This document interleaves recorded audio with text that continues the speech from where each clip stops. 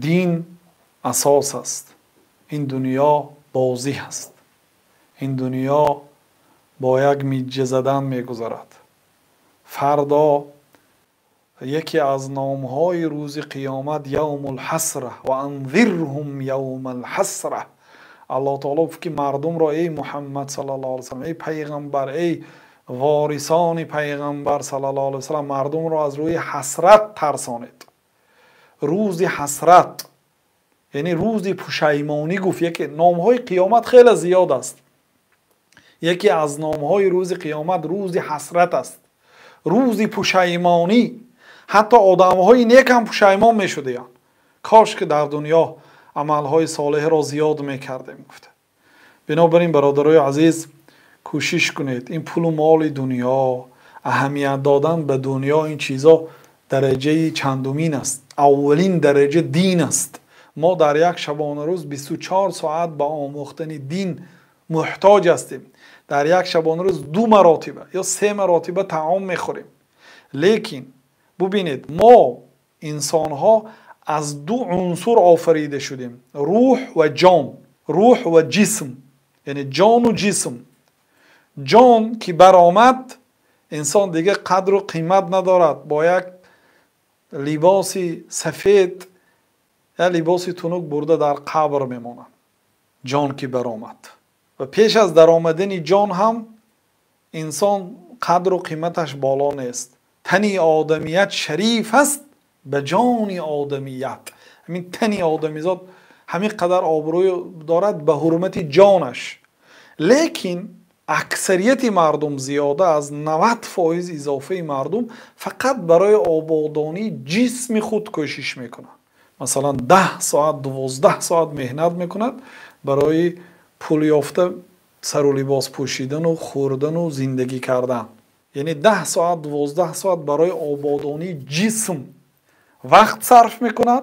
برای آبادانی روح 1 ساعت هم وقت صرف نمیکنم. 1 ساعت وقت صرف کرده آدم خوب حساب میشه در این زمانه.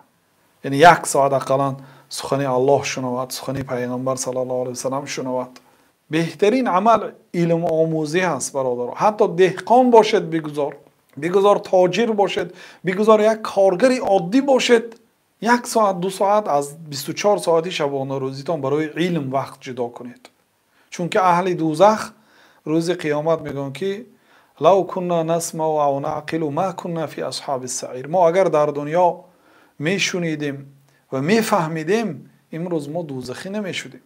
بنابراین برای فرزنداتون فقط خوردن و نوشیدن و پوشانیدن و خانه‌دار کردن نه وظیفه شما.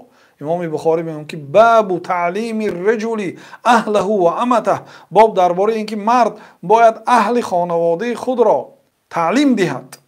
تعلیم الرجل امته و اهله. حتی اگر زمان غلامداری بود غلامهاش هم باید تربیه کند، شریعت آموزد. هر یک پدر، هر یک مادر وظیفه دار است که برای فرزندانش تربیه دهد.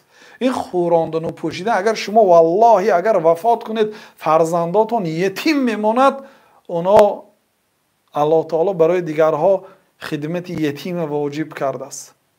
لباس میپوشند، زندگی میکنند، حساباشون میآورند. لیکن اساس تربیه. بنابراین اکثری وقت را برای تربیه فرزندان جدا کنید برادرای عزیز. این برنامه های ما هم انشالله به قدر امکان برای تعلیمات مردم است که همش توصیه هست چگونه باید یعنی طبق شریعت زندگی کنیم. انشالله یه برنامه میکنیم در نام آن برنامه عملی شبانه روزی هست. عملی شبانه روزی یعنی سحر وقتی که چشم خود را گشادید یکمین عمل باید چیکار کنید، دومین عمل باید چیکار کنید، سومین عمل باید چیکار کنید.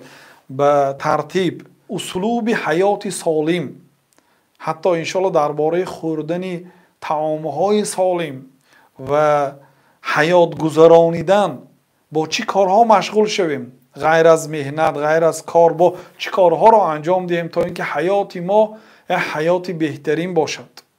برای این انشالله طبق قرآن و سنت برنامه های میکنیم. عملی شبانه روزی را برای شما انشالله بیان میکنیم.